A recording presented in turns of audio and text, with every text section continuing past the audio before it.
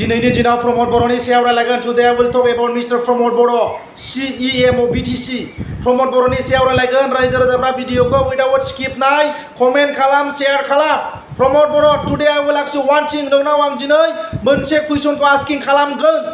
दिनै बिलटिफ्रा जि BTC accord खालामनानै मोननो हादों गावनि आरो बर' हारिनि जौगानाय आरो थामोनथा आरो रैखाथिनि थाखाय गोबां बिथांमोना दिनै खामानि मावबोदों आरो BTC एकर्ड जानानै गोबां जोंहा जौगानाय जादों। आरो मोनसे खोथाखौ आं रोखायै बुंगोन, दिनै बिलटिफोरनिफ्राय NDPफोरनि जि स्ट्रागल खालामनाय, जि दावहा नांनाय, जि मुभमेन्ट खालामनाय, जि खस्थ' खालामनाय, बिसिनिफ्राय दुनियानि बांसिन एबा बिथांमोननि खस्थ' खालामनाया बांसिन। नाथाय दिनै NDPफ्रासो बांसिन दिनै चान्स मोननांगौमोन, खाबु मोननांगौमोन। दिनै प्रमद बर'आ मा बानायखो? BTR एकर्ड खालामनानै NDPफोरनि सिमांखौबो दंस' खालामबाय। प्रमद बर' बिलटिफोरनिख्रुइ NDPफोरनि बिहोमा एबा कन्ट्रिबिउसन एबा सेक्रिफाइस खालामनाया बांसिनमोन। नाथाय आरो प्रमद बर' बिलटिफोरा जेरैबायदि BTC गोरोबथानि गेजेरजों गावनि आरो बर' हारिनि मोनथायफोरखौ मोननो हादोंमोन। आरो मोनसे खोथाखौ आङो रोखायै बुंबावगोन, रायजो राजाफोर BTC accord after BTC accord जाखांनायनि उनाव जोंनि बर'नि दैदेनगिरि एबा लिडारफ्रा गाव गावनो गोहो आरो पावार एबा मोनथायखौ मोनदोंमोन। गाव गावनो बर'नि लिडार एबा दैदेनगिरिफोरा सालायनो BTCआव पावारखौ मोनदोंमोन। नाथाय BTR एकर्ड जानानै दिनै जोंनि बर' लिडारफोरानो दिनै सालायनो मोनाखै एबा पावारखौबो दिनै बेलेगजों लांजाबाय। बेसेबां दुखुनांथाव रायजो राजाफोर। आरो रायजो राजाफोर दिनैनि दिनाव आफ्टार पिस एकर्ड एबा पिस एकर्ड जाखांनानै जायफोरा जोबथेसालियाव दं बिथांमोना दिनैसिमबो स्टिल जोबथेसालियाव दं। आरो जायफोरा दिनै जोबथेसालिनिफ्राय उदां जानानै बिथांमोना दं, बिथांमोना दिनै आलाय सिलाय गोदाव सोराव जानानै दं।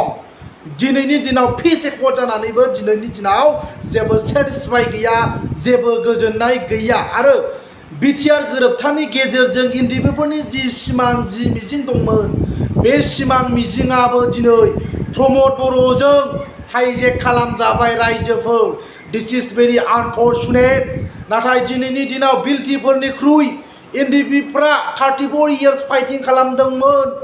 स्टेटहुड एबा सेपारेट स्टेटनि थाखाय सेक्रिफाइस खालामदोंमोन। बिथांमोना गोबां कन्ट्रिबिउसन खालामदों, टाइमलेस कन्ट्रिबिउसन खालामदों।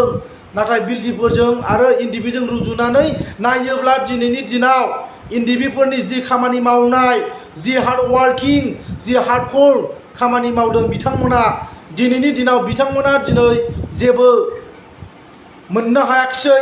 जि सिमां सुजुदोंमोन बे सिमाङाबो फेलें जाबाय, मोगथां महर मोनाखिसै। जायनि जाहोनाव दिनै बर'नि सिमां आरो मिजिङा दिनै थेर बेथेर जादों। आरो मोनसे खोथाया रोखाबाव, BTC एकर्डनि गेजेरजों बिलटिफ्रा जेरैबायदि सुबिदा मोनदों, गावनि सुबिदा प्लास बर' हारिनि माखासे पावार एन्ड फांसनखौ जाथिनि थाखाय बिथांमोना लाबोनो हादों।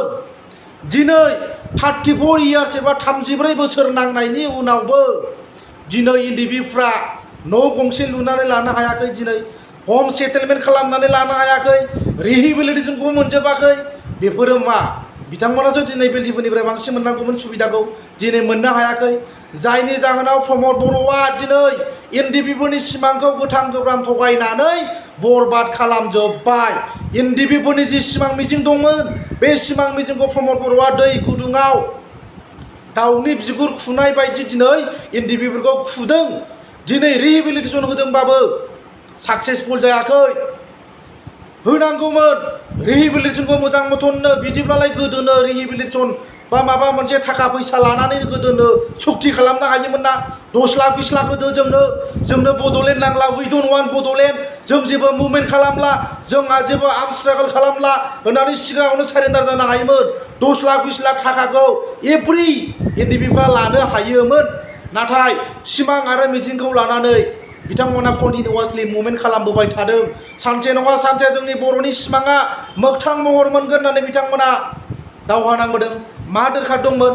मा सेक्रिफाइस खालामनांगौनि मा गोनांथि दंमोन हो मिस्टार प्रमद बर' नोंथ' मा लामा लामा होख्रावनानै बास खर'आव गाखोनानै होख्रावदों नोङो दिनै जोंनि दावहारुफोरा हाग्रा बंग्रा थानानै दिनै बिमा बिफानि मोखां नुवा जाथि बंस'नि मोखां नुवा दिनै हाग्रा बंग्रा थानानै आलादा रायजो बड'लेण्ड सोरजिनायनि सिमांखौ लानानै हप्स एन्ड एसपिरेसन बर'नि जि सिमां जि थामोनथा आरो रैखाथि बर'नि जि ड्रिम्स एन्ड एसपिरेसन एन्ड हप्सफोर दं बेखौ फुलफिलमेन्ट खालामनो थाखाय बिथांमोना नाजादोंमोन नाथाय आनफर्चुनेटलि प्रमद बर'आ बिटिआर रेकर्ड खालामनानै बर'नि जि सिमां दंमोन बै बर'नि सिमांखौबो थेर बेथेर खालामबाय बर'नि जि थामथि गोरोबथा एबा बिटिआर रेकर्ड जानानै बर'नि गोरोबथा खालामनानै थामथि गोरोबथा खालामखांनानै बर'नि सिमाङा थेर बेथेर जाबाय आरो प्रमद बर'आ दिल्लीयाव already final comprehensive solution sign खालामनानै फैबाय आज से हमको बडोलेंड नहीं चाहिए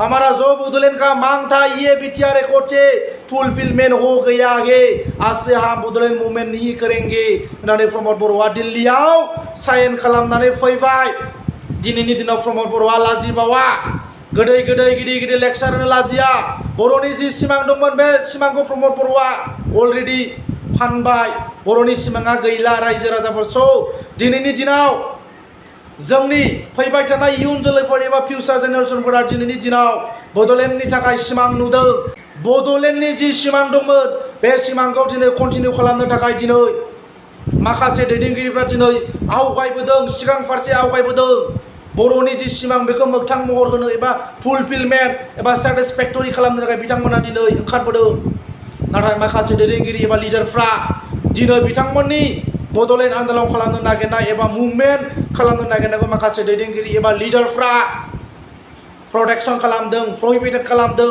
रेस्ट्रिक्शन खालामदों मानो जुदि नोंथांमोना मुभमेन्ट खालामनो हायाबा सिरि था रावखौबो बिदि प्रहिबिटेड दा खालाम एबा रावखौबो बादा दा हो अके आदारवाइज जोंनि बर' हारिनि जि मोननांगौ मोन्थाय बे मोन्थायखौबो जों मोनहैनाय नङा जुदि नोंथांमोना पलिटिकेलि गावसिनि लाबा लाब एबा सार्थनि एबा माबा मोनसे लस जाजानो एबा माबा मोनसे पलिटिकेल सार्थ एबा केरियारा गाज्रि जाजानो गिनानै बिथांमोना दिनै बर'नि जि सिमां बे सिमांखौ आन्दोलन खालामनो एबा मोगथां महर होनो नागिरनायखौ बिथांमोना दिनै होबथा होबथा बुगथा बुगथा खालामदों जुदि नोंथांमोना हायाब्ला जिरायनानै सिरि था मालायनि आन्दोलन खालामनाय मालायनि मुभमेन्ट खालामनो नागिरनायखौ रावबो डिस्टार्ब दा खालाम अके आरो रायजो राजाफोर दिनैनि दिनाव बिथांमोना गावसिनि लाबा लाब एबा गावसिनि राजखान्थियारि मुलाम्फा एबा बेनिफिट एबा सार्थनि थाखायसो बिथांमोना दिनै मुखुब जादों बिजि जादों नाथाय हारिनि जौगानाय आरो थामोनथा आरो रैखाथिनि थाखाय बिथांमोना जेबो खामानि मावाखै